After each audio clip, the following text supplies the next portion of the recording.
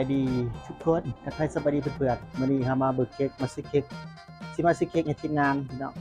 ทีมงานยูทูบเบอร์น้องแซนน้องสาวแล้วมันเกิดเพิ่นมื้อนี้ก็เลยว่ามาเบิ่งร้านเค้กอยู่ที่จะมาเบิ่งเค้กอยู่ร้านที่ร้านจิดีหน่อยพี่น้องเบิ่งเค้กอยู่ร้านจิดีหน่อยทานร้านเพิ่นได้ทุกคนนี่เนาะว้าวหลายทุกคนโอ้สิบัวก็มีว้าวเค้กทุกคนเอามาเบิ่งเค้กวันนี้นี่เนาะทุกคนเค้กห้านร้านจิดีหน่อยนี่ตัวงามตัวอันนี้พี่น้องมีสไปเดอร์แมน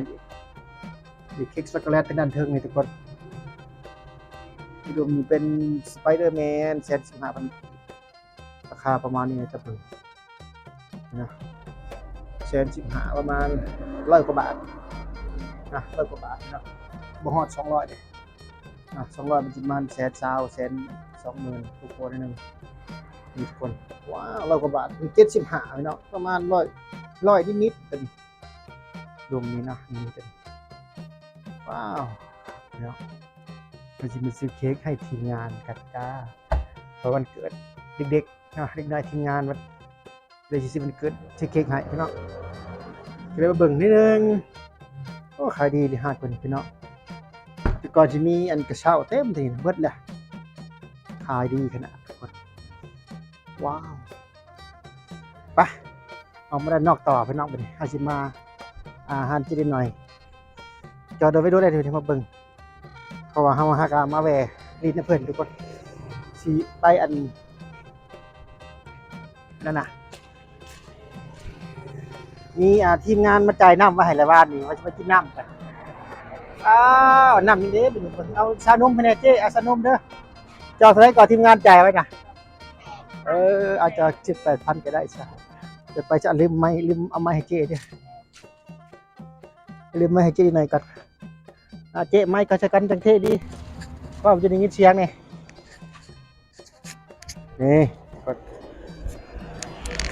ว่าจะมีทีมงานมาจ่ายน้ำมาให้มาฝากแล้วครับยิ้มมาให้เพิ่นมาฝากผู้ไอเส้นมาให้เพิ่นแล้วครับผู้ไอเส้นเรียกว่าพิมพ์นี่แหละทุกคนฝากไว้มันจะได้หน่อยเอาที่จะไปเวียกก็เลยบ่ได้อยู่ฝากก็เลยว่าเป็นฝากจ่ายน้ำไปให้นี่นะว้าวไม่ธรรมดาจริงๆเลยพี่น้องเจนหน่อยใครที่ดีนำที่พวกได้พี่น้อง2 4 6 7 แก้วอารมณ์เพิ่นพี่น้องขายดีอยู่ได้ช่วงนี้ได้พอได้ขายมันแดดพอได้ขายสบายดี FC ของไทยเนี่ยสบายดีว้าว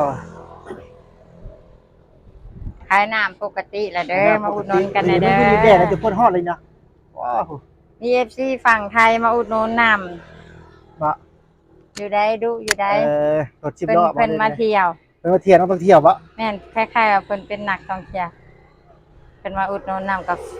แฟทุกคนชาเขียวบ่แม่นชาเขียวนะชานมชาไทยชานมชาไทยชานมเพิ่นแหละชาไทยไทยเพิ่นเอิ้นชาไทยฝั่งไทยเอิ้นชาไทยเนาะแม่นแต่ฝั่งลาวเอิ้นชานมนี่โอ้อาหารเที่ยงยังข้าวเที่ยงโอ้ข้าวแรงคืออะไรคืออะไรนะมีกะทิทุกคนมีกะทิแซ่บพี่น้องว้าวมากินเจดีหน่อยเด้อทุกคนมีกะทิเด้อเจดีหน่อยอร่อยทุกอย่างวันนี้จ้า เหมือนเดิมเหมือนเก่าเหมือนเดิมแบมาอุดหนุนเด้อขายปกติแล้วน้ำขายปกติขายดีกว่าเก่าบ่มันฮ้อนเนาะขายดีกว่าเก่าอยู่มันฮ้อนแม่นมันฮ้อนกระเช้าของขวัญนี่นี่เนาะขายดีกันบ่โอ้กระเช้าของขวัญนี่จนบ่พอขายเฮ็ดนำบ่ทันแม่ค้าเพิ่นเมื่อยก่อนขายดีก่อนเมื่อวานนี่ขึ้นเฮือนใหม่เด้หลายคนแม่นเมื่อวานนี่โอ้ยเสียดายเด้บ่ได้ต่อแค่หลังปีใหม่มาสงกรานต์สินะลูกค้ามาวุ่นวันกะตาเสียดายอ่ะบอกไปห่านฟังมันอยู่อากาศร้อนทุกคนวันนี้เฮาก็มากินน้ำที่ว่าทีมงานเฮาซื้อมาให้เมื่อวานนี่จ่ายไว้ตะวันเฮาก็มากินมื้อนี้เมื่อวานเฮาไปกินอีกบ่นึงเนาะกินอีกบ่นึงเราก็กินมีร้านหลายร้านกาแฟเฮาหมักชิมหมักหยังนะทุกคนเฮาก็เลยไปกินสุดที่กระแดนไปเบิดเลยพี่น้องเฮาปังรอกินเอาไปซี่น้ำเนาะโดยผมมักเที่ยวมักรอกินแบบซี่นั่งห้านแบบชิวๆเนาะเลยเป็นเลาะนั่งกินร้านนี้ก็ได้บ่ได้มาเลยห้านกินนิดหน่อยบ่ได้มาหาหมู่เลย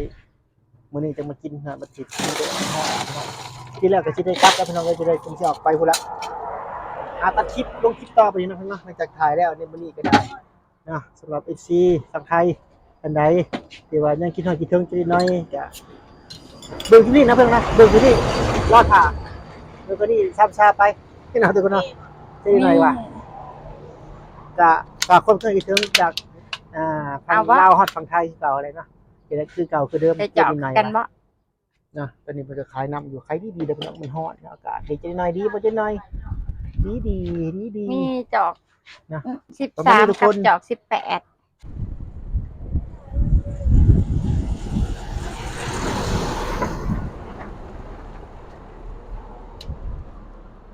ขายดีได้ใจหน่อยทุกคนวันนี้มันฮอต ทั้งลมทั้งฮอดทั้งแดดเนาะทั้งร้อนทั้งแดดขายมือจะมาวางเลยนะกับพี่ส่งเหมือนกันกับพี่ส่ง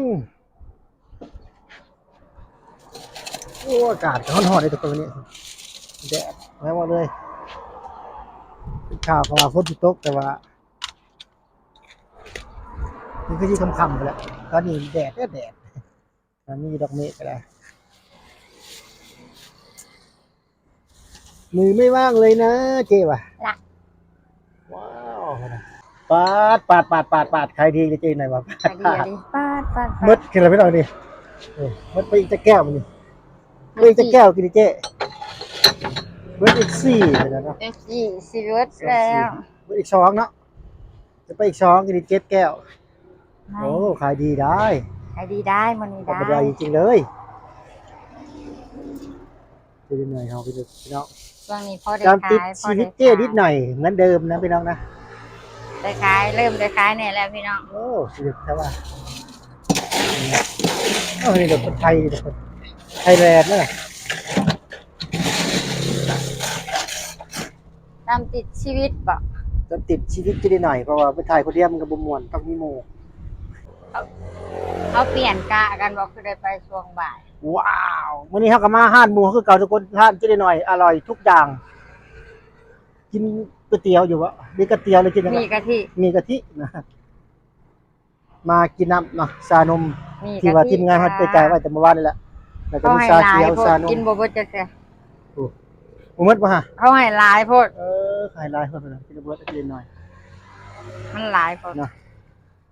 วันนี้คือเก่าคือเดิมทุกคนมาลงคลิปอยู่กับหมู่นี่แหละบ่ได้ไปทางไหนว่าสิไปหาหมู่อีกผู้นึงอยู่ที่อุทุพรก่อสร้างกับมื้อหน้าก่อนนะทุกคนเนาะมื้อหน้าสิพาทุกคนไป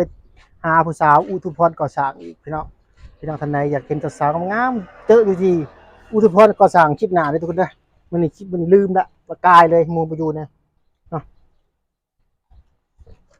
สำหรับคลิปนี้ก็ขอจบลงเพียงเท่านี้พบกันใหม่คลิปหน้านะพี่น้องนะ